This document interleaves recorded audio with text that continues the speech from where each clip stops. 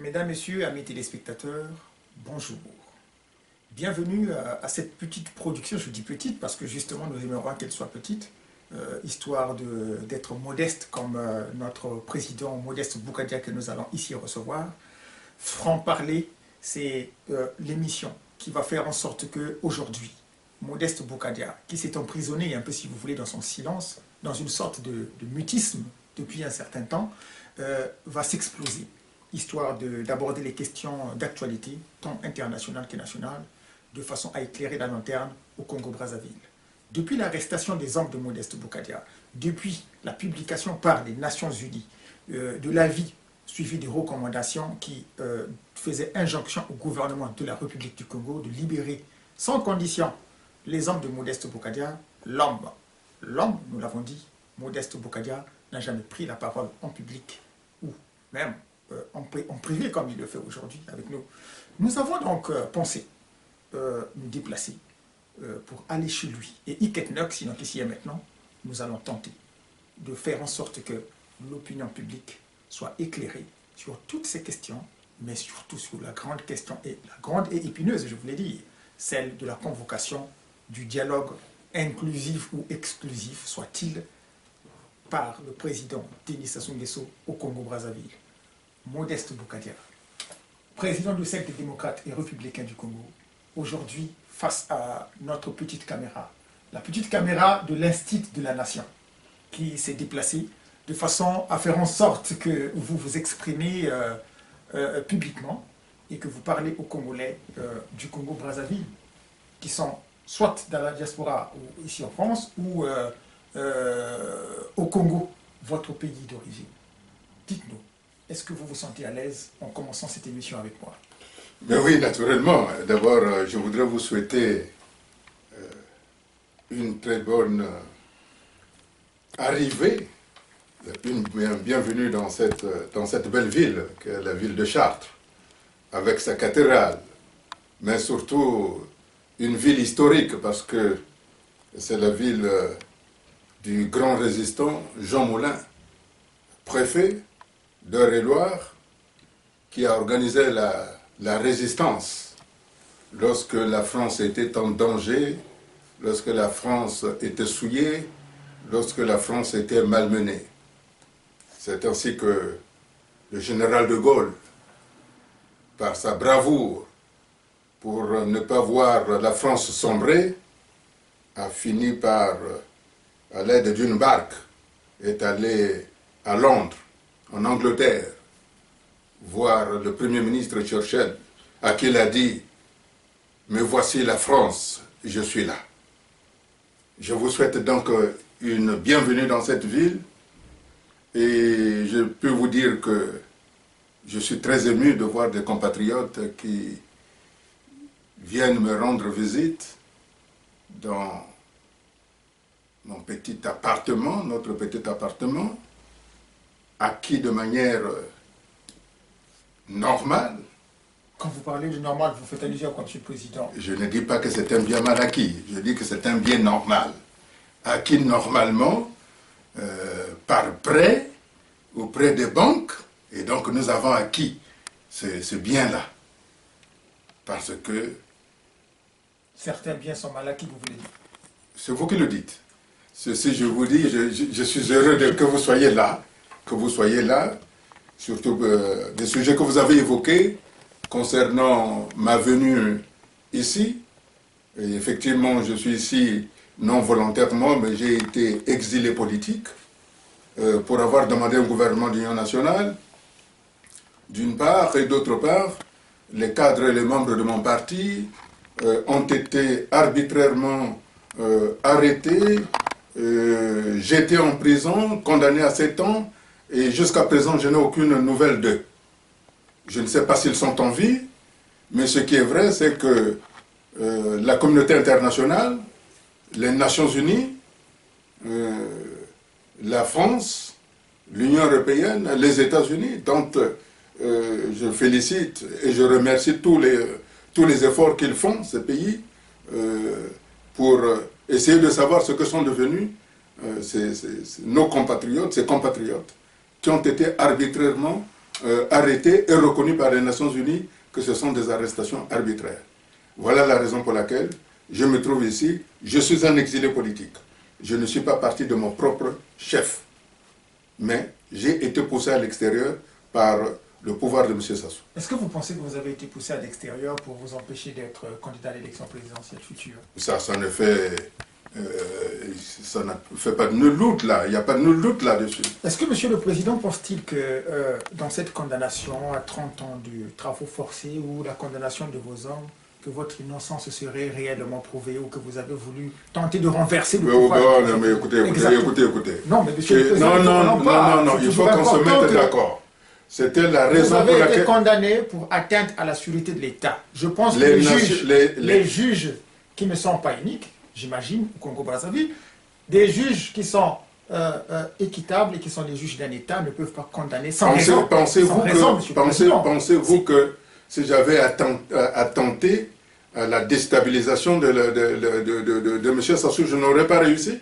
Ah, parce que vous en avez les moyens. Non, ce n'est pas que je n'en ai les moyens. Lui, s'il a réussi, les autres peuvent réussir, non? Non, je suis un démocrate, monsieur. Dites-nous alors. Je suis un démocrate. Non. Si c'était une atteinte à la sûreté de l'État, pensez-vous que les Nations Unies, par le groupe de travail sur la détention arbitraire, qui ont instruit la plus grande organisation du monde, mais donnent raison disant que ce n'était pas une atteinte à la sûreté de l'État, aurait pris une décision, un acte exécutoire en ma faveur pour que mes hommes soient libérés et qu'ils soient indemnisés? Pensez-vous que les États-Unis auraient dépêché des gens là-bas si c'était une atteinte à la sûreté de l'État? Pensez-vous que l'Union européenne se serait impliquée dans cette situation? Pensez-vous que M. François Hollande se serait impliqué dans cette décision? Non. Monsieur le Président. Monsieur. Si vous me permettez une restitution de l'histoire. Voici monsieur, comment les choses se passent, Monsieur le Président. Monsieur, vous êtes au quartier Mpaka au Congo-Brazzaville, au quartier Mpaka à Pointe-Noire au Congo-Brazzaville. Vous organisez une jeunesse que vous devriez mettre dans la rue, histoire de renverser les institutions à Pointe-Noire et venant au Congo-Brazzaville. Dites-nous, monsieur Bokadia. Pour renverser les institutions de M. Sassou, on n'a pas besoin de mettre les gens dans la rue. Alors vous faites comment alors? Je suis un démocrate. Les jeunes qui ont été arrêtés, ils ont été arrêtés chez eux. Monsieur Sassou le sait. Voilà. Il faut qu'on arrête de mentir les gens. J'ai déjà dit ceci, que ce sont des arrestations arbitraires.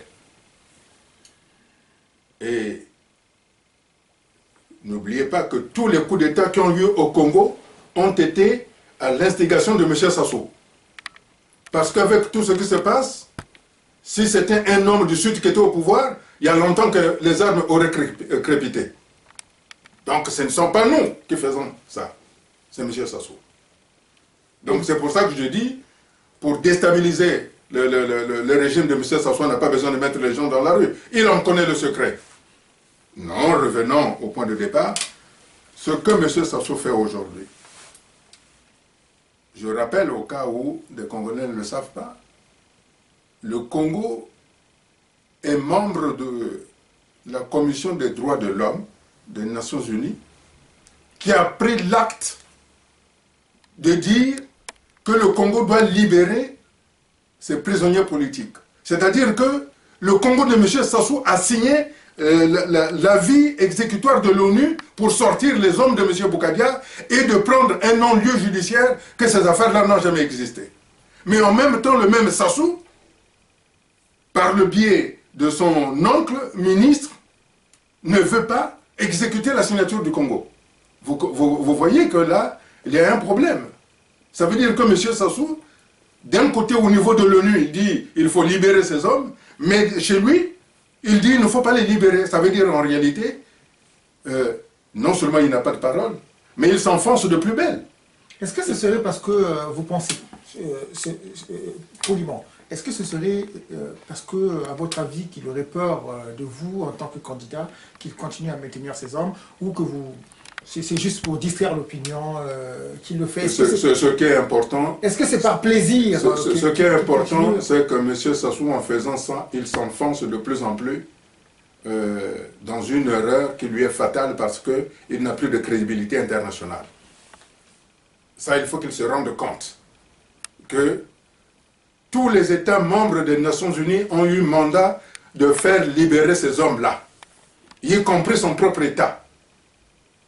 Or, en maintenant mes hommes en prison, disons, en maintenant les cadres du parti, un parti démocratique, qui n'ont fait que leur devoir d'exiger la démission d'un gouvernement, et surtout qui avaient demandé à ce que la Constitution ne soit pas changée, en les maintenant en prison, ça veut dire qu'il entretient une terreur. Et en entretenant une terreur, M. Sassou se comporte exactement comme un terroriste au même niveau que M. Ben Laden. Ça, il faut que les Congolais le comprennent, ça. La terreur, quand on maintient les gens en prison, quand on va dans le pool, où on dit « je vous ai tué, si vous avez oublié le sang que vous avez déjà eu à subir, je suis capable de vous le faire sentir », ça veut dire c'est la terreur. C'est la première fois que l'on voit un président de la République dire dans une allocution « si vous n'avez pas le goût du sang », ça veut dire quoi?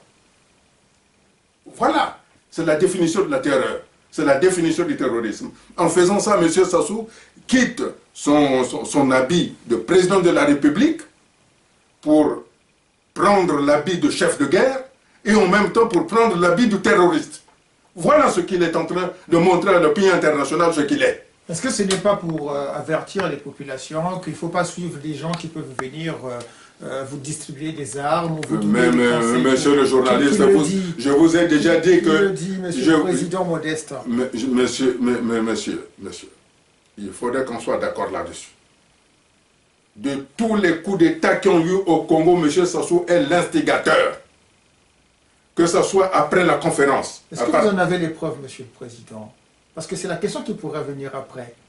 Vous affirmez quelque chose qu'on ne peut pas dire. Alors, si ce n'est pas lui l'instigateur, pourquoi aujourd'hui il n'y a pas de coup d'État? Mais c'est peut-être parce qu'il a réussi à ramener la paix, monsieur le président. Quelle paix? La paix des armes. Mesdames, messieurs, amis téléspectateurs, nous sommes avec le président Modeste Bokadia. Ensemble, nous sommes en train d'aborder les questions liées à l'actualité tant nationale qu'internationale. Et ici, nous sommes en train de regarder avec lui pourquoi les cadres et militants du CDRC arrêtés par le parti au pouvoir au Congo-Brazzaville ne sont-ils pas dehors en dépit de l'avis suivi de recommandations des Nations Unies? Le président Modeste Bokadia, en abordant la question, est en train de nous dire ici, devant l'opinion nationale et internationale, que ces hommes devraient être dehors, mais ils ne le sont pas. Parce que, si vous voulez, à la suite d'un entêtement du gouvernement du Congo-Brazzaville, mesdames, messieurs, amis téléspectateurs, franc-parler. Avec franc-parler, nous allons essayer d'aller en profondeur. Pourquoi ces hommes, en fait, en vérité, ne sont-ils pas dehors? Est-ce parce que M. Modeste Bokadia, aujourd'hui, représenterait ou serait peut-être l'incarnation d'une certaine opposition que le pouvoir appellerait radicale, ou encore qu'il ne veut pas négocier la sortie de ces hommes, qu'on continue à les garder? Faut-il négocier une sortie pour ces hommes? Parce que c'est des pères de famille qui aimeraient retrouver la paix de façon à s'occuper, n'est-ce pas, gentiment de leur petite famille qui, on imagine, est aujourd'hui où ces familles sont dans une situation délicate. Imaginez une famille au Congo-Brazzaville sans tuteur, et imaginez la difficulté de la vie dans notre pays. Nous sommes en train de plaider, s'il vous plaît, pour ces hommes. Et Modeste Bokadia nous accompagne dans ce plaidoyer. Ensemble, Modeste Bokadia, nous allons continuer justement cette question, mais sans pour autant que vous nous cachiez, s'il vous plaît, si vous avez quelques incohérences avec le président de la République, à qui vous avez déjà demandé votre coque, que vous nous disiez ici de façon très claire, monsieur le président. Dites-nous, qu'est-ce qui s'est passé entre vous et votre grand frère en politique? Celui avec qui vous devez aller jouer à la pétanque, selon vos promesses. Celui pour qui vous prononciez, n'est-ce pas, pour une amnistie générale, pour lui-même et pour ses hommes. Qu'est-ce qui s'est passé en réalité pour qu'il refuse de libérer vos hommes? Y a-t-il une complicité tacite Y a-t-il un pacte qui a été passé entre vous et votre grand frère en politique que vous n'auriez pas respecté, de façon qu'aujourd'hui, en tant que membre de la Commission des droits de l'homme des Nations Unies, le Congo ne vienne pas à libérer vos hommes? Qu'est-ce qui s'est réellement passé?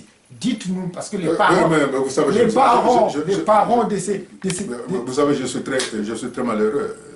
Je suis très malheureux de familles qui ont été Ah oui, les familles de bouleversées. ces hommes sont en train de s'inquiéter, Monsieur le Président. Dites-leur que vous n'êtes pas de mèche avec M. Sassou. Je suis très malheureux pour tous les cadres et membres du parti qui sont emprisonnés. Je ne sais pas ce que j'ai pu faire à M. Sassou, mais je peux vous rassurer que je ne suis pas de mèche avec M. Sassou. En tant que Congolais, j'avais de l'affection pour lui, comme de l'affection que je peux avoir pour tout Congolais. Mais il y a une certaine opinion, hein, c'est pour ça que nous posons la question. Oui, naturel, mais... Vous faites exprès pour maintenir vos hommes en prison? Oui, naturel, c'est facile de le dire. C'est facile de dire ça. Et qu'est-ce que ça vous fait, Monsieur le Président, quand vous pensez à ces hommes qui ont travaillé avec vous, qui sont en prison? Écoutez, est-ce que vous pouvez me laisser garder ma douleur, s'il vous plaît? Je vous en prie, Monsieur le Président. Donc, je disais ceci, ce que je souhaite, si M. Sassou maintient ses hommes en prison pour avoir une pression sur moi, il se trompe. Il se trompe lourdement. Parce que je ne céderai pas. Et s'il pense qu'en maintenant ces hommes, ces pères de famille, qui n'ont rien fait, alors qu'il y a des criminels qui courent la rue et qui ont des postes de responsabilité, s'il croit c'est ça l'équité, alors M. Sassou se trompe sur mon compte. Non seulement, je ne céderai pas, et puisqu'il organise soi-disant un dialogue qui n'est qu'un monologue, il m'avait condamné. Pourtant, le 2 janvier 2011, à la télévision de son frère, Maurice Nguesso, je lui avais tendu la main. J'avais dit, si M. Sassou veut rester 2-3 ans au pouvoir, qu'il reste là, mais à condition qu'il mette un gouvernement d'union nationale, du Nord et du Sud, qui tienne en compte les intérêts de toute la population. Pourquoi ne m'avait-il pas écouté à ce moment-là et qu'aujourd'hui, il est en train de faire des pieds et des mains pour violer sa propre constitution? Mais Monsieur le Président, pour une constitution qui n'a pas prévu de poste de Premier ministre, comment cela était-il possible? Monsieur, vous aviez un scénario? Monsieur, quand un pays est dans une certaine crise... Parce que vous pensez qu'il y avait crise à cette époque-là, Monsieur le Président? Mais le Congo est en crise, mais aujourd'hui, nous sommes au-delà de ce qu'a été aujourd'hui. La question qui est là, la question d'hier n'est plus la question d'aujourd'hui. Surtout que vous prétendez diviser la République. Je ne divise pas la République, monsieur. Mais c'est pour ça que la question d'hier n'est plus celle d'aujourd'hui, Monsieur le Président. Non. J'imagine, je suis en train de... Ne désinformez pas. Mesdames, Messieurs, amis téléspectateurs, nous sommes en face d'un Modeste Bokadia qui sans vous entraver, Monsieur le Président, avec tout le respect dû à votre rang de président d'un parti politique. Vous aviez un discours hier, le discours qui était aimé par le peuple congolais, celui de l'amnistie, de tous les généraux et des gens qui ont commis des crimes au Congo-Brazzaville, le discours d'unité nationale, le discours de Congo-Nabisso. Ben écoutez, monsieur le Président. Et quelques temps après, vous êtes tombé dans une sorte d'hérésie où vous demandez la division du pays. Non, c'est trop facile. La scission du Congo en 2 États, un État du Nord et un État du Sud Congo. Dites-nous, Monsieur le Président Modeste, Monsieur le Président Modeste, puisque vous êtes un homme politique aguerri à l'art de la communication, est-ce que vous pouvez ici dire... C'est trop facile. Est-ce que vous pouvez ici dire aux Congolais qui vous regardent maintenant que c'était une hérésie, reconnaître que vous ne voulez pas diviser le Congo-Brazzaville? Monsieur, c'est trop facile de présenter les choses comme ça. Bon, j'ai caricaturé peut-être. Oui, naturellement. Vous saurez nous dire exactement avec vos mots. C'est trop facile. C'est trop facile. Comment les choses devraient être. Vous savez pourquoi j'ai été condamné à 30 ans de travaux forcés? Parce que justement, j'ai voulu maintenir le Congo dans une unité. Parce que j'ai voulu maintenir la réconciliation entre le Nord et le Sud. Voilà pourquoi M. Sassou m'a condamné à 30 ans de prison. Parce qu'il considérait que Un homme du Sud ne pouvait pas demander un gouvernement d'union nationale parce que les hommes du Sud sont des esclaves du gouvernement du Nord. Voilà la raison fondamentale pour laquelle j'ai été condamné à 30 ans de travaux forcés. Savez-vous qu'au Congo, il n'y a que 2 personnes qui ont été condamnées à 30 ans de travaux forcés? Ah bon? Monsieur Machou André, vous savez pourquoi il a été condamné à 30 ans de travaux forcés? Parce qu'il avait demandé aux Européens que les Africains aient le même accès à l'instruction, à l'enseignement. Et il a été condamné à 30 ans de travaux forcés pour avoir demandé que les Africains aient une dimension humaine. J'ai été condamné parce que j'ai demandé que les citoyens du Sud et les citoyens du Nord ont le même statut. Vous comprenez ça? Qu'ils aient le même statut, monsieur le Président, vous dites, mais ça veut je dire n'imagine que... pas que pour quelqu'un qui demanderait une telle chose, une condamnation à 30 ans de travaux forcés. Mais alors, allez demander à M. Sassou pourquoi il m'a condamné à 30 ans de travaux forcés, pourquoi il maintient mes hommes en prison, si ce n'est pas la raison. Mais c'est parce que vous avez demandé la scission du Congo. Non, monsieur. Monsieur le Président. Non, la raison qui paraît la plus évidente. De toutes les façons, quoi que vous fassiez, la partition sera là. Dites-nous comment. Elle est inéluctable. Dites-nous comment. Mais tout simplement, M. Sassou va organiser son référendum. D'ailleurs, pour ça, je lui suis gré. Et moi aussi, je vais demander. Il ne peut pas y avoir 2 poids, 2 mesures. Un référendum d'autodétermination. Si c'est un homme politique, il doit l'accepter. S'il ne l'accepte pas, alors je ne peux pas qualifier. Mais si c'est un homme politique qui va, qui a le sens, s'il assume son acte de poser qu'il va aller à un référendum pour changer la Constitution, il doit accepter aussi que nous ayons notre référendum d'autodétermination pour demander, oui ou non, devons-nous encore continuer de vivre avec la partie nord du Congo. La question est simple, mais il faut qu'il aille au bout. S'il ne va pas au bout, alors il y a de la félonie. Mais au nord... Là, je pèse mon nom. Il n'y a pas que M. Sassou au nord, M. le Président. Il y a de la Likuala au plateau.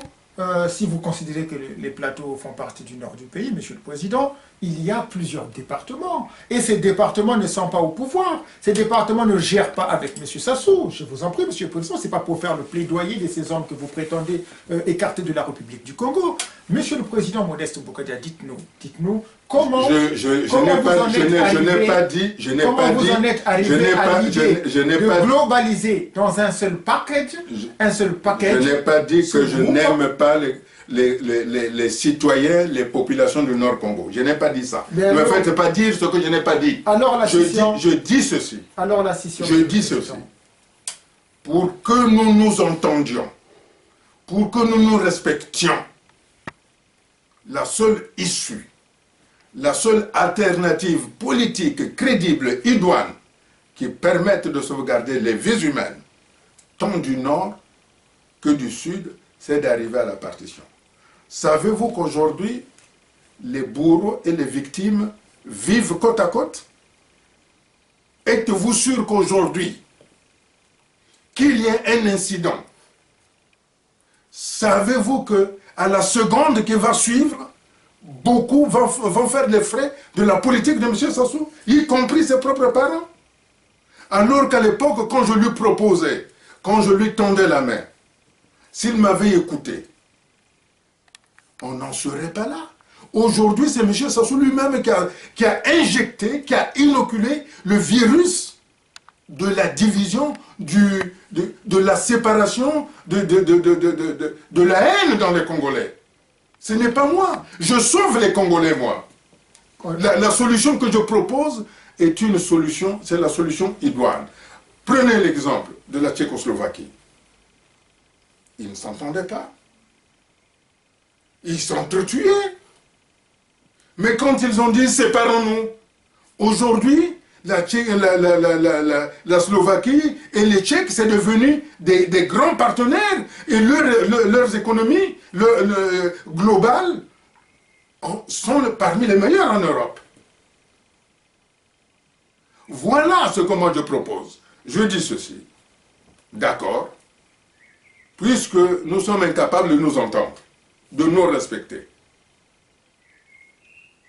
Si on se respectait, il y aurait eu des hommes politiques du Nord qui aurait demandé à M. Sassou pourquoi vous avez arrêté les hommes de M. Bougadia et pourquoi vous les maintenez en prison.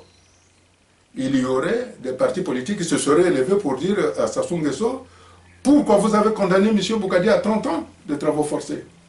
Puisqu'il n'a pas fait de coup d'État, il a demandé seulement un gouvernement d'union nationale. Ça veut dire qu'aucun concitoyen du Nord ne se levait, aucun parti politique ne se levait pour aller voir M. Sassou pour prendre position. Ça veut dire qu'implicitement dans leur conscience, ils sont pour la séparation. Sinon, il y a longtemps qu'ils auraient dit à Sassou, vous faites un commandement civil et militaire à 99% du Nord, Mouchi, Doyo, ça va poser un problème dans le pays. Personne ne l'a condamné. Ça veut dire qu'implicitement, ils sont d'accord. Alors, au lieu de ça, mes partenaires, mes amis qui ont signé avec moi la requête, nous n'avons fait que finaliser quelque chose qui est latent en nous. Ce n'est pas pour ça que je deviens celui qui a divisé le pays. Celui qui a divisé longtemps le pays, c'est M. Sassou. Celui qui a divisé le pays, c'est M. Sassou quand ils ont tué Marie Ngouabi en nous imputant cet assassinat politique. Ce que je fais par cette partition, par la déclaration, retenez que l'ONU a pris acte de la déclaration de l'État du Sud-Congo, sinon elle n'aurait pas envoyé une délégation pour aller dire à M. Sassou de libérer ses hommes. Ça, il faut qu'on soit conscient là-dessus. Donc nous attendons seulement que M. Sassou, qui est un homme politique, aille jusqu'au bout de la convocation de référendum constitutionnel. Et naturellement... C'est pas une menace, M. le Président? Non, ce n'est pas une menace. J'ai dit qu'il doit aller au bout de la convocation, de sa logique, pour que nous aussi, et il ne faut pas qu'il nous le refuse. Il ne peut pas nous le refuser. Puisque j'avais dit ceci... Mais le Congo est un et indivisible, M. le Président. C'est la Constitution qui le dit. Non. Si la Constitution le dit, pourquoi il change la Constitution? Monsieur le Président, vous n'avez pas basé votre requête sur la création de l'État du Sud-Congo sur le fait que M. Sassou divise la République. Votre requête paraît reposer sur d'autres fondements. Monsieur. On aurait dit que... Monsieur, le 7... Vous avez décompté les morts. Un instant, s'il vous plaît. Le 7 février 2013, dites-nous, Monsieur le Président, au cours de la conférence que j'avais donnée de presse, ou plus précisément au cours de présentation de vœux à la presse avec un déjeuner de presse donné dans l'enceinte, dans les locaux de la Semaine africaine à Brazzaville, j'étais clair là-dessus. J'ai dit que la situation actuelle ne pousse pas M. Sassou à modifier la Constitution. J'étais le premier à le dire. J'avais tiré la sonnette d'alarme. J'avais dit ceci, que la Constitution de M. Sassou est un costume que lui-même il avait demandé, et c'est une Constitution faite sur mesure. Et qu'il n'était pas question qu'on détricote ce costume-là. Si on détricotait ce costume, on aurait deux Congos. On aurait deux États. Un État du Nord et un État du Sud. Voilà ce que j'avais dit. Aujourd'hui, M. Sassou va dans la logique de détricoter son costume par la convocation d'un référendum constitutionnel. Je lui dis, banco, allons-y. C'est exactement ce que la même chose avait dit M. Théophile Obenga. M. Théophile Obenga avait dit ceci. On vous tue, on vous humilie, on viole les femmes de votre pays, mais vous devez l'accepter. Si vous ne l'acceptez pas, ça sera la partition, ça sera la division. C'est M. Obenga qui l'a écrit lui-même dans son livre en 2011. En 2001, pardon. Et aujourd'hui, quand Bougadia et ses amis disent à l'ONU, voilà, d'après les calculs des classes d'âge, les conflits que M. Sassou a menés au Congo entre 1999 et 2005, ça fait 750 000 personnes qui manquent à l'appel. Ça veut dire qu'il y a 750 000 personnes qui ont disparu, qui ont été tuées. je ne compte dans ce 750 000 personnes, il n'y a pas les disparus du beach. Il n'y en a pas. Je parle bien des classes d'âge. Et au Congo, il y a des hommes très intelligents, puisque ces classes d'âge se trouvent dans le rapport post-conflit signé par M. Sassou, M. Yoka, M. Mathias Nzon, le ministre de la Défense, la BAD et les Nations Unies. Excusez-moi. Voilà les fondements dans lesquels ressort les 750 000 personnes qui manquent à l'appel, c'est-à-dire qui mettent en évidence le génocide des populations du sud du Congo. Est-ce que, d'ailleurs, tout le monde sait très bien que entre 1999 et 2005, M. Sassou avait donné l'ordre de bombarder les régions du sud avec des bombes moutardes. Et vous le savez très bien qu'aujourd'hui, la plupart des populations du sud du Congo souffrent des maux dont les jambes gonflent, dont la dentition, ils n'ont plus de dents, dont les yeux, ils ont tous, ils ont des problèmes. Et vous savez très bien, quand ils sont sortis de guerre, toutes les personnes qui sont sorties de guerre se mettaient à gonfler. Comment avoir du poids. Comment voulez-vous des gens qui ont été privés, dont on a empoisonné de l'eau, dont on a tué les cheptels, dont on avait rasé les arbres fruitiers, pouvaient-ils grossir? Voilà les raisons pour lesquelles, vous savez, en Serbie, on avait tué combien de musulmans? 700?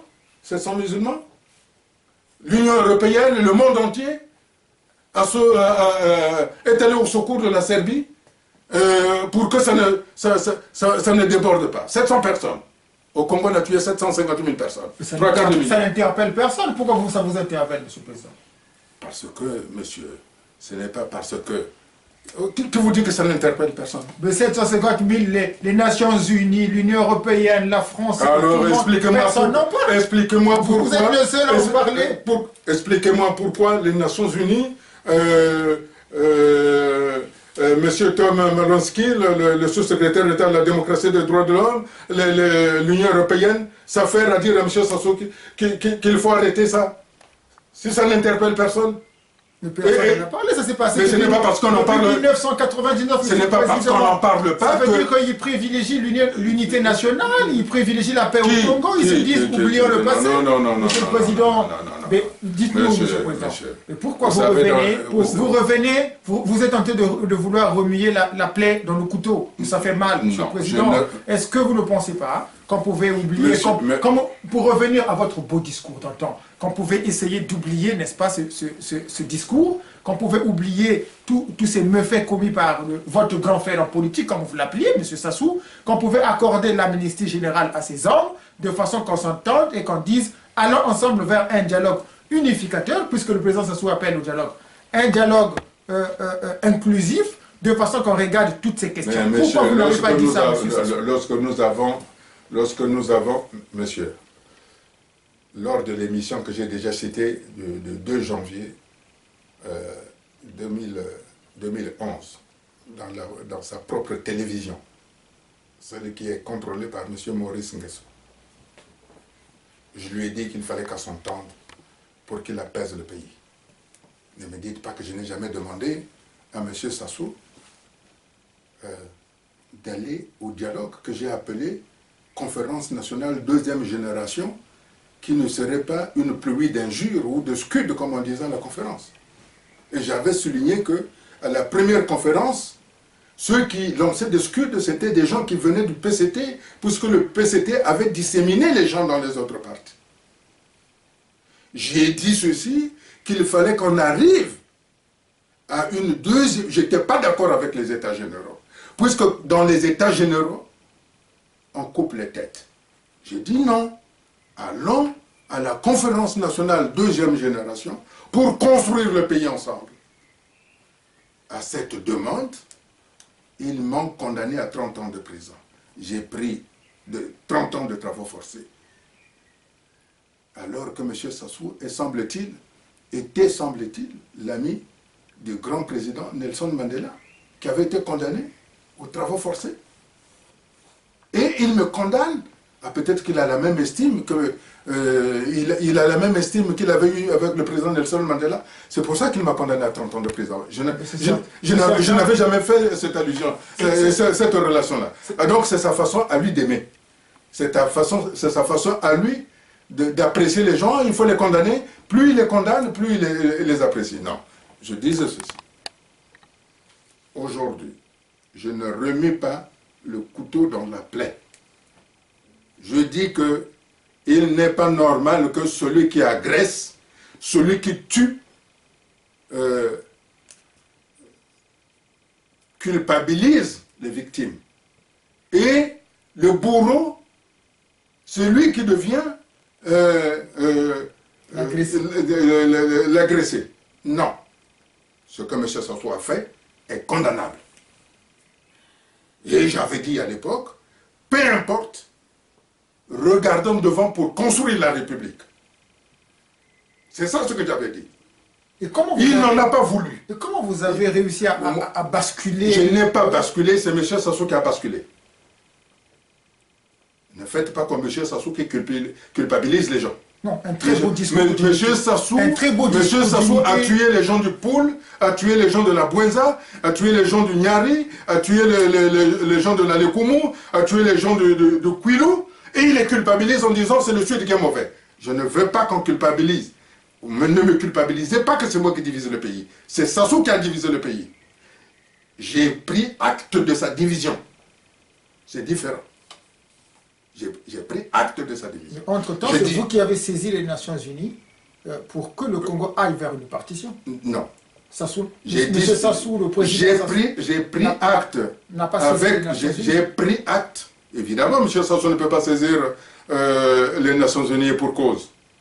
Et pour cause. J'ai pris acte après la signature de la requête avec les membres signataires.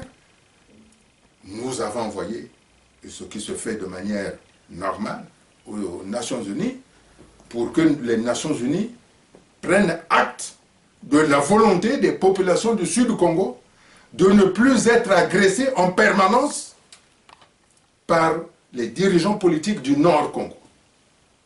Voilà l'acte fondateur qui a été posé. En d'autres termes, que le Nord Congo s'autogère et le Sud Congo s'autogère. Et par la suite, chacun réussissant son développement, dans 30 ans, 50 ans, 60 ans, on pourra s'entendre. C'est possible. Mais au moins, il n'y aura plus en permanence cette épée de Damoclès sur notre tête, qui est sur la tête des gens du Sud Congo, qui est le coup d'État permanent de M. Sassou, ou tout au moins de tout ressortissant du Nord. Ça, il faut que vous... Jamais au monde, depuis que la France nous a permis de vivre avec nos compatriotes du Nord, un homme du Sud a pris les armes pour renverser un régime. Il n'y a que les gens du Nord qui prennent les armes pour renverser le régime. La preuve, après la conférence nationale, lorsque nous avons élu démocratiquement le Premier ministre André Milongo, tous les 2 mois, Milongo était obligé de changer son gouvernement parce qu'il y avait toujours des tentatives de coup d'État. Donc par M. Jean-Marie, le général Jean-Marie Mokoko. Alors que nous venons d'avoir une conférence nationale. Est-ce que vous pensez que c'est par le fait d'être un homme du Nord ou c'est parce que la société totale voulait conserver ses intérêts, Monsieur le Président? J'ai dit ceci. Il faut le dire. J'ai dit ceci, monsieur. Depuis que le Congo existe, depuis le 28 novembre 1958, jusqu'à la chute provoquée par les révolutionnaires que sont les M. Sassou en 1963, plus précisément à partir de 1969, lorsqu'on a créé le PCT, aucun homme du Sud n'a fait un coup d'État au Congo. Ça, c'est l'histoire. Et je le dis, je ne remets pas le couteau dans la plaie. Je dis aux jeunes générations qui nous suivent, si on oublie d'où l'on vient, on est obligé de revivre l'histoire. Et nous ne voulons plus qu'on tue 750 000 personnes du Sud Congo. Et nous ne voulons pas non plus qu'on tue les gens du Nord. Et la seule solution possible, c'est d'arriver à un consensus pour dire, les gens du Nord, on les consulte, on peut les consulter. On peut faire un référendum global. Voulez-vous, oui ou non, vivre ensemble? Par exemple, si vous ne voulez pas qu'on fasse un référendum d'autodétermination. Sinon, au lieu d'aller au référendum constitutionnel, pourquoi pas faire un référendum? Voulez-vous, vous Congolais, du Nord et du Sud, voulez-vous vivre ensemble? C'est aussi une solution. Comme ça, on coupe la poire en deux. Monsieur, Ça veut dire que... Monsieur le Président, imaginez un seul instant que le président Denis Sassou Nguesso comprenne les enjeux qui se jouent et dise, écoutez, j'ai compris, on ne va plus vers un dialogue inclusif ou exclusif qui semble poser problème. Nous allons respecter la Constitution. Je ne vais pas me présenter à la présidentielle de 2016.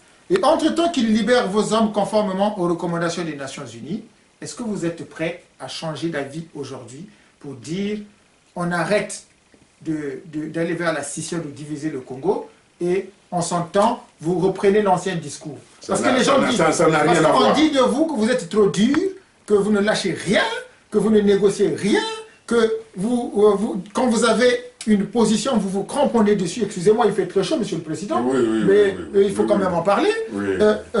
Dites-moi, Monsieur le Président, mais pourquoi vous êtes aussi dur? Je ne suis pas dur. Vous savez, quand il y a beaucoup de temps, j'avais déjeuné avec celui qu'on appelait affectueusement le maire nommé de Brazzaville. Jean-Gilles Okabando. J'avais déjeuné avec lui, à Nation, la place de la Nation, dans le 2e arrondissement. Et il m'avait dit, je lui avais dit, mais Jean-Gilles, vous avez une poule qui pond 10 œufs. Mais pourquoi vous en mangez 8? Mais la poule voit bien qu'on lui a pris 8 œufs. Hein? Il faut manger 2. Moi, je suis capable. Vous me dites, je suis dur. Non. Si le président a des amis à faire manger, qu'on s'entende sur le nombre d'amis à qui il veut faire manger, et je crée dans mon budget une ligne budgétaire pour donner à manger aux amis du président.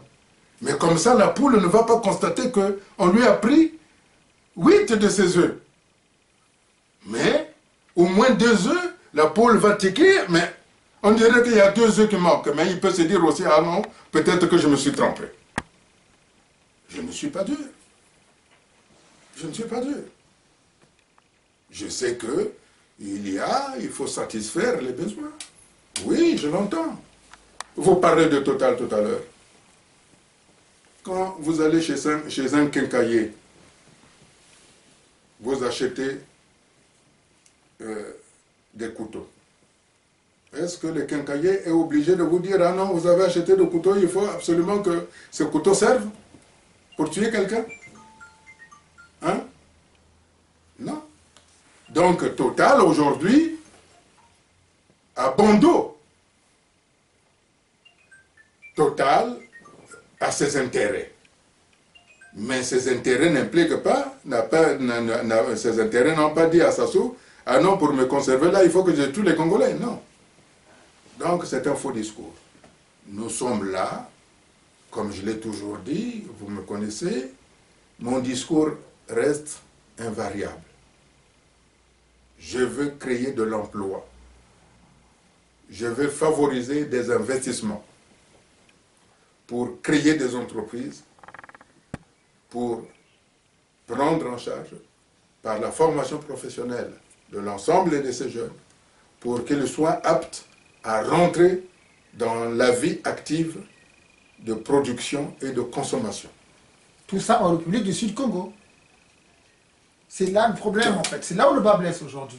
Non. Est-ce que M. Modeste Boukadia peut revenir au discours générateur, au discours fondateur du cercle démocrate et républicain du Congo, celui dans lequel on vous a reconnu homme politique, homme d'État, Monsieur le Président, discours unificateur où vous vouliez amnistier tous ceux qui avaient des dossiers délicats et qui sont nombreux d'ailleurs. Parce que si aujourd'hui vous ne le faites pas, c'est tous les généraux du président Denis Sassou, ça il faut le dire.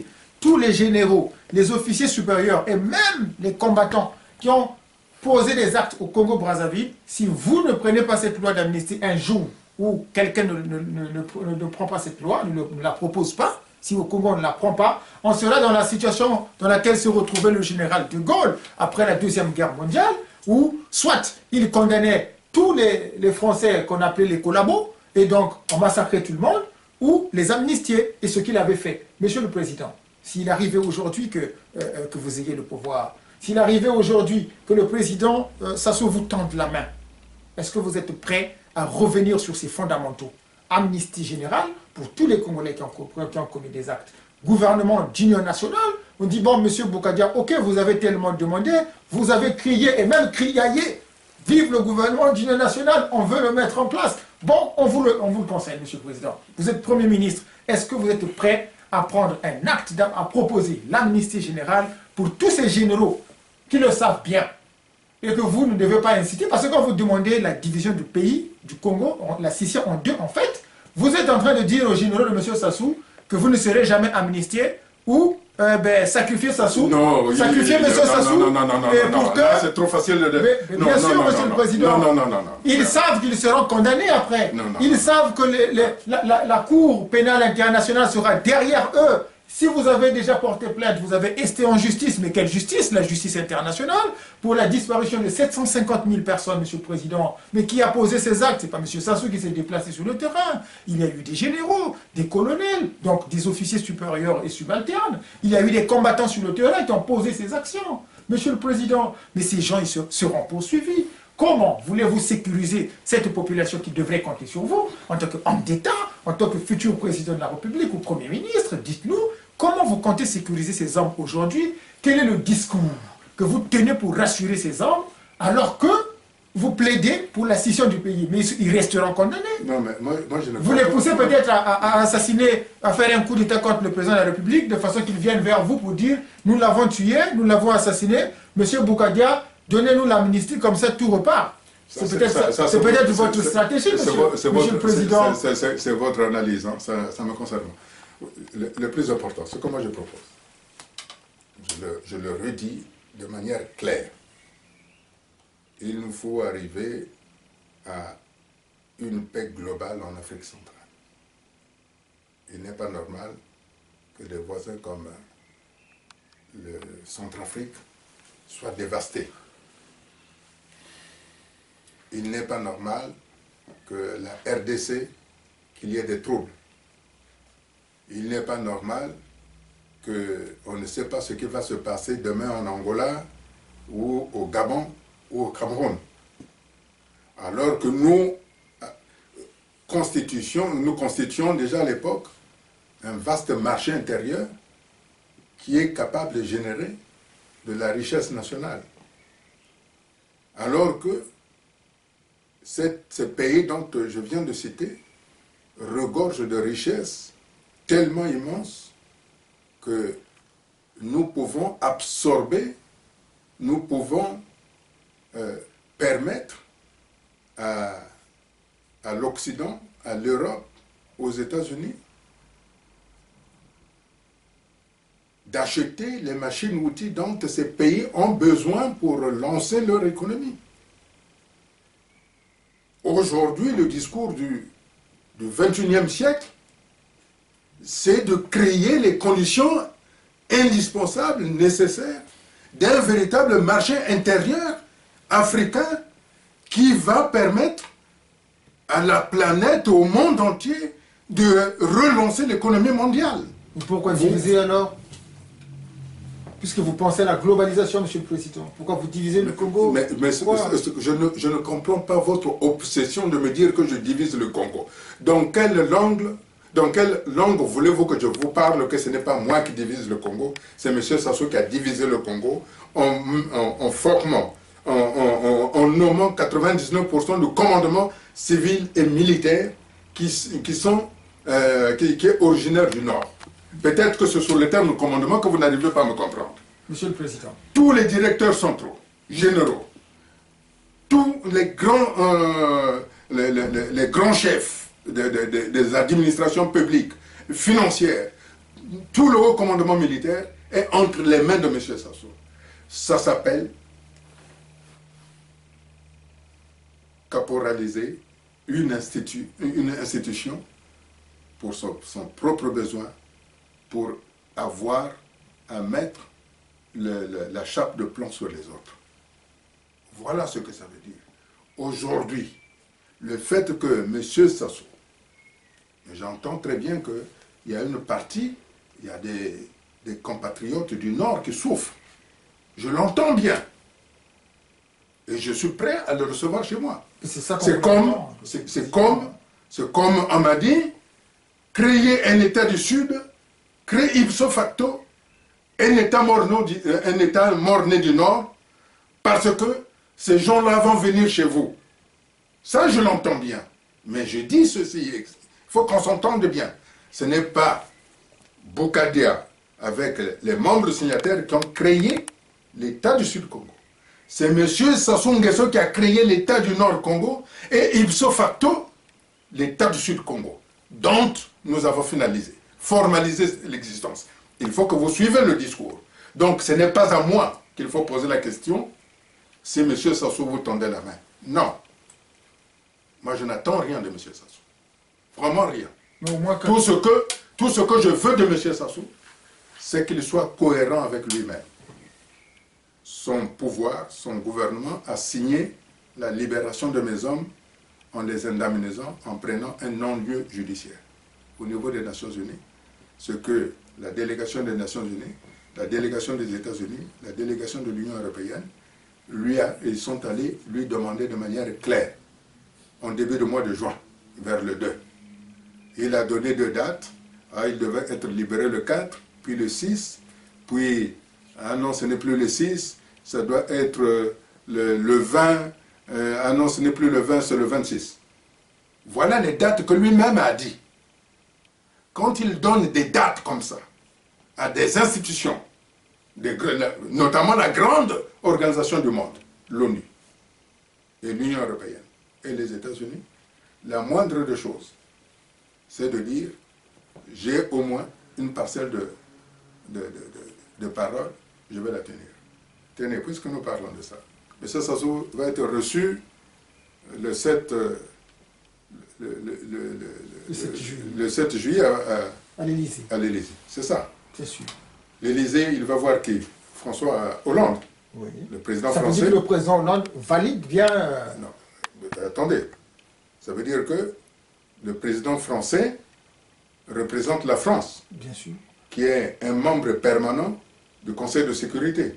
Tout à fait. Le Conseil de sécurité est là pour veiller à ce que les États appliquent les décisions prises par l'ONU. Ça veut dire que M. Sassou Nguesso va aller voir le président François Hollande et qui, logiquement, doit lui rappeler que l'ONU demande à ce que tu libères ces hommes-là. D'autant plus que l'Union européenne est engagée là-dedans, dans la négociation. Ça veut dire que la France est dans l'Union européenne à demander à Sassou de libérer ses hommes. Et il va venir voir M. François Hollande pour dire « Ah non, bon, je vais vous laisser le pétrole, mais laissez-moi perdurer. » Ça veut dire qu'à ce moment-là, quelle va être la crédibilité de la France, d'autant plus que quand M. François Hollande parle, que ce soit à Dakar ou que ce soit à Cotonou, quand il dit les constitutions ne sont pas faites pour être modifiées, ça veut dire que c'est la parole de la France. La parole officielle, mais il y a une parole officieuse en matière de diplomatie, Monsieur le Président, et vous ne l'avez pas oublié, puisque vous êtes un spécialiste des réseaux, c'est ce qu'on semble dire de vous, et de la diplomatie souterraine. Vous savez, la diplomatie souterraine a pour but de préparer le discours officiel. Ça veut dire que, lorsque M. François Hollande a dit ça, c'est que la diplomatie souterraine a validé déjà que personne ne va changer la Constitution. Sinon, M. François Hollande ne l'aurait pas dit. Parce que sinon, on le ferait mentir. Et ça veut dire que la France n'aura plus de crédibilité. Soyons sérieux quand même. Monsieur le Président, alors, quel est votre point de vue sur le dialogue inclusif que Monsieur le Président de la République convoque au Congo-Brazzaville? Bon. Une opportunité pour l'opposant que vous êtes, n'est-ce pas, Non, j'ai toujours dit d'y participer. vous savez, on ne va pas revenir. Monsieur le Président, on va pas revenir sur des... Est-ce que vous allez y prendre part à ce dialogue-là? Je suis condamné à 30 ans de travaux forcés. Mais justement, il vous tend la main. Venez, Monsieur Boukadia, il est inclusif. Les condamnés, les non-condamnés sont appelés à ce dialogue-là, Monsieur le Président. On ne convoque pas un dialogue en maintenant les prisonniers politiques à l'ombre. Mais ils seront libérés au cours du dialogue. Parce que non, les gens vont palabrer autour de l'arbre. Vous pensez que vous allez régler le problème au pays, dans une famille, en sachant qu'il y a des gens qui sont déjà dans quelque part, qui sont bannis de la famille. On amène d'abord les gens qui sont bannis dans la famille, on les lave, voilà, on leur frotte je ne sais pas quoi, l'argile blanche, et puis plus l'argile rouge en disant, bon, ça y est, vous êtes réintégrés maintenant, on tue le poulet pour faire la fête, bon, maintenant on peut dialoguer. C'est quoi cette affaire-là? Vous dialoguez d'abord, pendant ce temps, il y a des gens qui sont en prison. Comment voulez-vous faire le dialogue alors que M. Nsourou est encore en prison? Vous allez dialoguer sur quoi? Monsieur Nsourou, sur sa libération, justement. Non, libérez d'abord M. Nsourou. Mais à quoi va servir le dialogue en ce moment, Monsieur le Président? Il est tenté de... Non. La gouvernance électorale, Monsieur le Président.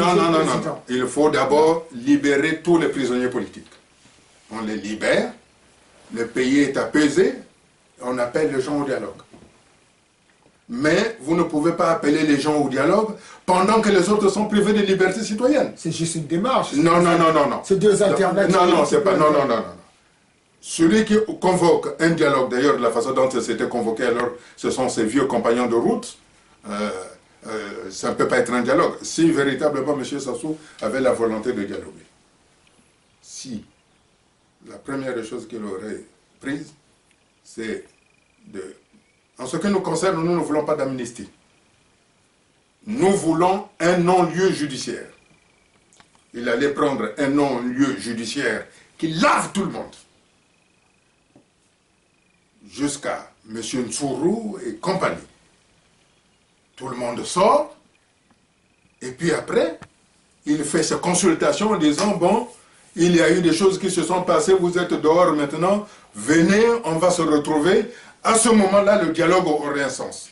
Mais il fait d'abord, il prend ce décret où il met ses copains et ses amis, qui ne sont pas recommandables du reste, et à ce moment-là, il va dire, bon, sortez les autres. Non, ça n'a aucun sens. Et pourtant, il semblerait que ce fut un homme politique. Non, je crois que... Mais je rappelle, vous m'avez posé la question sur mon discours. Mon discours est toujours d'actualité. C'est M. Sassou qui divise le pays. C'est M. Sassou qui divise le pays. Moi, je travaille pour l'unité et la réconciliation. C'est dans ce cadre-là que mon discours doit être entendu. Je ne suis pas contre les ressortissants du Nord. Comme je l'avais dit à Pointe-Noire, j'avais dit aux populations de Pointe-Noire, du Sud, ne chassez pas les ressortissants du Nord, que M. Sassou les appelle lui-même. C'est ce que j'avais dit. Je m'étais même engagé à assurer leur sécurité. Avec quels moyens, Monsieur le Président? Est-ce que vous pensez que c'est possible, c'est faisable maintenant que nous parlons? Monsieur le Président, vous m'avez dit que je revienne dans mon ancien discours. Et dans cet ancien discours, où je disais parler de l'unité. C'est ce discours-là dont vous m'avez demandé que je reprenne. J'ai dit que c'est M. Sassou. Et en revenant à ce discours, Monsieur le Président, sans vous entraver, puisqu'on a tellement parlé de M. Sassou, on risque de focaliser. Dites-nous, quel est votre point de vue sur M. Mathias, qui aujourd'hui demande une transition de 3 ans et la mise en place d'un gouvernement national, un dialogue pour une gouvernance électorale? Alors, c'est de bonnes questions, de bonnes guerres, à l'heure où on est en train de parler changement de constitution, référendum.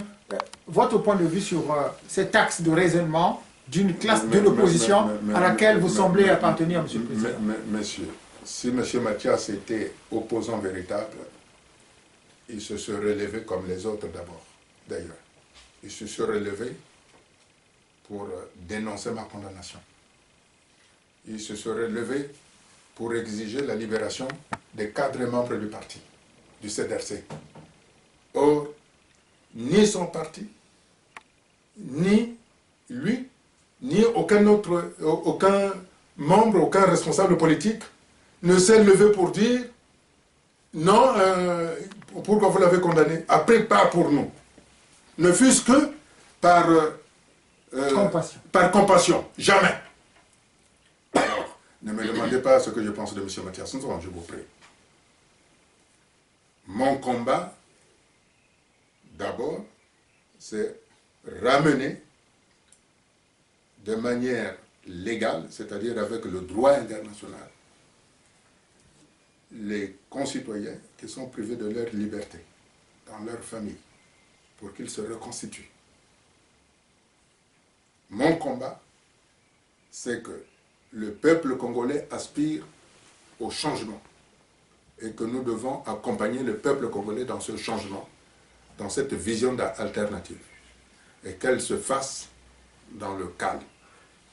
Mon combat, c'est préserver la vie, parce que un Congolais mort, c'est un Congolais de trop qui quitte son pays. Voilà, ça c'est mon combat. Nous sommes à Chartres, chez le président Modeste Bokadia, en plein soleil et sous la lumière des projecteurs. Mesdames, Messieurs, amis téléspectateurs, nous sommes à la fin de cette tranche d'animation que nous avons bien voulu accorder au président Modeste Bokadia, qui fait ça, une nouvelle sortie, en fait, depuis tant d'années. Ça fait combien de temps, Monsieur le Président, en fait, que vous n'avez jamais été sous la lumière des projecteurs? C'est 2 ans. Vous savez, il n'y a pas le temps. On y est toujours comme on n'y est pas. Mais pourquoi être constamment sur les lumières de projecteurs quand on n'a rien à dire? Mais Monsieur le Président, vous avez à dire, ce sont vos hommes qui sont condamnés. Non, ce sont les autres. C'est vous qui demandez la création de l'État du Sud-Congo. C'est vous qui êtes revenu. Vous revenez. C'est vous qui êtes revenu sur vos fondamentaux, Monsieur le Président. Vous revenez. Mesdames, Messieurs, donc avec le président Modeste Bokadia, nous avons abordé presque toutes les questions d'actualité. Et pour terminer en beauté, nous allons lui laisser. Nous allons lui laisser justement le mot de la fin, histoire de dire à ces familles qui éprouvent la douleur aujourd'hui, et donc les maris, les enfants ou les neveux ont été arrêtés, sont en prison, dans les geôles du gouvernement du PCT, et pour lesquels les Nations Unies ont plaidé et demandé la relaxe sans condition.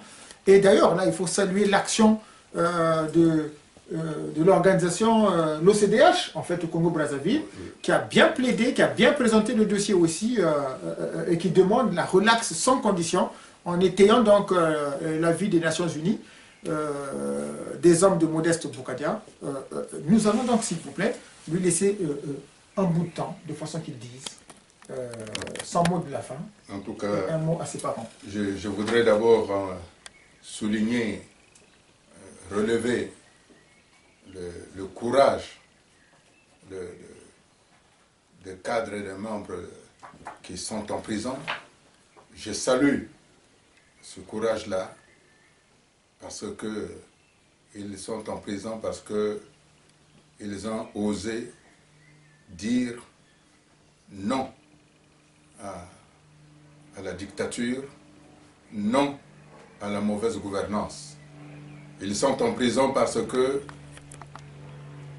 ils ont voulu que tous les Congolais, toutes les populations qui vivent dans ce pays connaissent un petit peu de répit dans leur douleur, dans leur malheur, en exigeant avec des pancartes, carton rouge égard démission du gouvernement.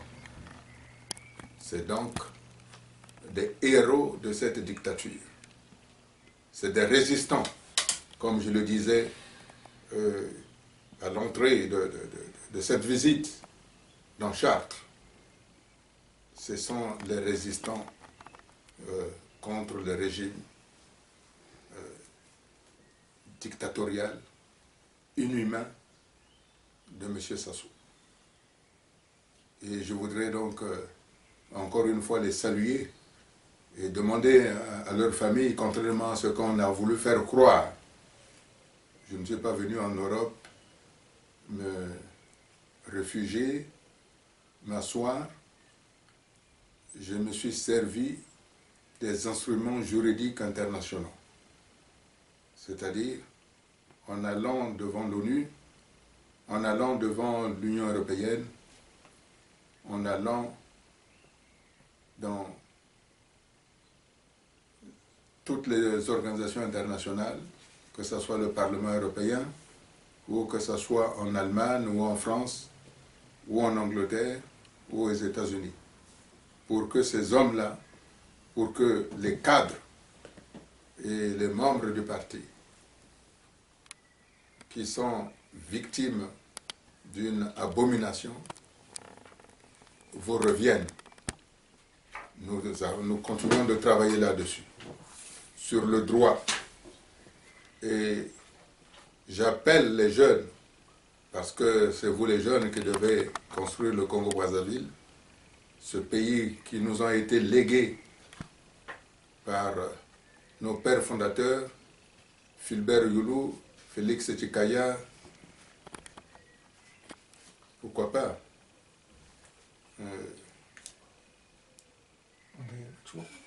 André Machoua, ce pays-là. Jacques Opango aussi, Monsieur le Président. Jacques Opango. Vous n'avez pas oublié, même si vous êtes de l'État du Sud-Congo. Non, je ne l'ai pas oublié. Bon. Jacques Opango, même si lui, il avait voulu s'associer avec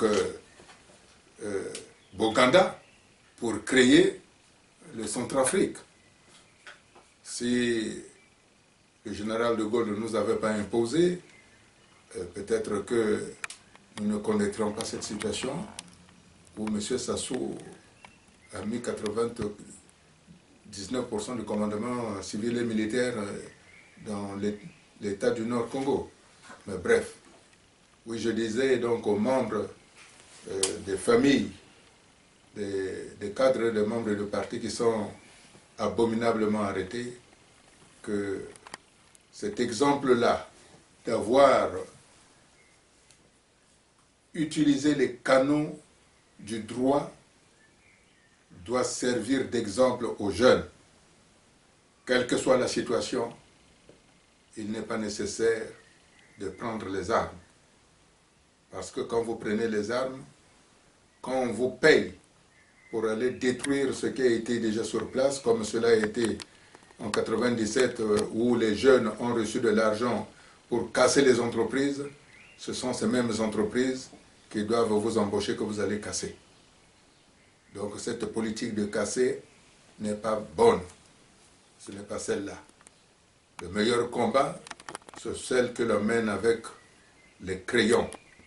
C'est celle que l'on mène avec la parole. C'est celle que l'on mène avec le droit. Car le droit de la force du droit est toujours au-dessus du droit de la force. Ça, vous les jeunes, vous devez être convaincus de cela. C'est ainsi que je demande le 7 juillet prochain, M. Sassou sera reçu au palais de l'Élysée par le président de la France. Mais je rappelle que la France est la terre des droits de l'homme, du respect des droits de l'homme. Je suis convaincu que le président François Hollande est pris de paix et de volonté de faire évoluer les choses, à cœur l'avenir de l'Afrique, à cœur de l'avenir de la sous-région et à cœur de l'avenir du Congo-Brazzaville qui souffre par son invité qu'il va recevoir. Je suis sûr, dans le palais feutré où rien ne filtre, le président François Hollande saura murmurer à l'oreille de M. Sassou pour qu'il revienne à la raison. Voilà ce que je souhaitais dire au peuple congolais. Oui, c'est à vous qu'appartient le futur et l'avenir du pays dans le calme. Une fois de plus, je vous redis ce que j'avais dit à Pointe-Noire. Peuple du Congo, ne laissez pas changer la Constitution. Mais exigeons ce changement, exigeons cette alternance dans le calme, dans la responsabilité, en préservant les intérêts des uns et des autres. Car rien n'est au-dessus, si ce n'est de vivre ensemble dans la dignité et pour que notre pays, nous le retrouvions tel que cela aurait été possible avec le président Youlou. Je vous remercie, chers amis, d'être venus me voir. D'être venus me voir et je vous dis à mardi 7 juillet 2015 à 8 h à Paris 8e à la place Chassan-Goya, métro Saint-Philippe de Rôle, ligne 9. En tout cas, tout à l'heure, je vais vous faire visiter Chartres, sa cathédrale, et je vais vous faire visiter également les galeries du docteur Ballet, qui était le médecin qui accompagnait Savorgnan de Brazza, qui a eu une statue au Koyo, dans la partie nord du Congo. Merci. Monsieur le Président Modeste Boukadia, c'est nous qui vous remercions. Chers compatriotes, amis de la diaspora, le 7, le Président Modeste Boukadia et les amis du Congo viennent d'annoncer une manifestation monstre sur la place de Paris, le 7 juillet, à l'occasion de l'arrivée du Président de la République, justement. Et nous appelons donc les compatriotes qui aimeraient y participer, d'y prendre part, de façon que la discussion aidant sur place, que nous essayons de regarder ensemble comment trouver les voies de sortie. Amis téléspectateurs, nous vous avons présenté le président Modeste Boukadia avec notre tranche d'émission Franc-Parler. On a abordé avec lui toutes les questions politiques liées à la vie nationale du Congo-Brazzaville, mais aussi les questions internationales, puisqu'il était ici question d'aborder l'avis des Nations Unies qui demandent ou qui dictent au Congo-Brazzaville de libérer sans condition les détenus politiques du cercle démocrate et républicain du Congo-Brazzaville, parti de Modeste Boukadia, qui jusqu'aujourd'hui sont détenus arbitrairement par le gouvernement Sassou et qui ne veut vraiment pas les libérer à toute... enfin, malgré, en dépit de toutes les recommandations et des appels, voilà, ils sont maintenus dans les geôles. Voilà donc les questions, la question centrale qui a été analysée, mais aussi il s'est agi de la situation de la partition du Congo-Brazzaville et Modeste Boukadia s'est exprimé dessus. Ensemble, nous allons regarder la suite à donner à toutes ces questions d'après les analyses du président Modeste Boukadia. Et sans plus tarder, nous allons vous dire au revoir et à très bientôt. Institut de la Nation a été à la caméra et l'éclairage a été assuré par tous les membres signataires, n'est-ce pas, qui sont venus ou qui se sont déplacés ici, ceux qui ont signé la requête sur la validation de la création de l'État du Sud-Congo. Oui, qui a été créée ipso facto par le président Sassou et nous lui avons pris au mot. Merci. Voilà, donc c'est donc eux qui nous ont aidés à réaliser, à tourner cette émission. Et ensemble, nous savons vous dire merci et à très bientôt.